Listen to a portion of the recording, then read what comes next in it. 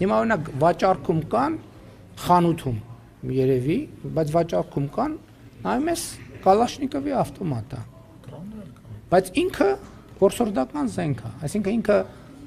ակոսափող զենք չի, որսորդական զենք է ազատ վաճառքում գտնվող։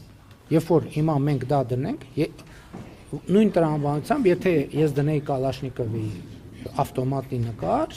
որ մենք ձեռք ենք բերել, ինչ-որ մեկը կարող էր որսորդական խանութում ազատ վաճառքի մեջ, ընդ որում քանի տոկոս էր զեղչով այդ նկարը դնել, ասել դե տեսեք այդ։ Դե եւ նաեւ այդ է պատճառը, որ ես այս վերջերս հաճախ եմ առակած առաջինը մեջ բերում, որտեղ ասում է Մեսրոպ Մաշտոցի զուր չի թարգմանությունը սկսել այդտեղից եւ մենք դա ավելի հաճախ պետքա հիշենք, որի մեջ կա նաև այս արտահայտություն, որտեղ ասում է ընկալել խոսքի բարդ դարձվածքները։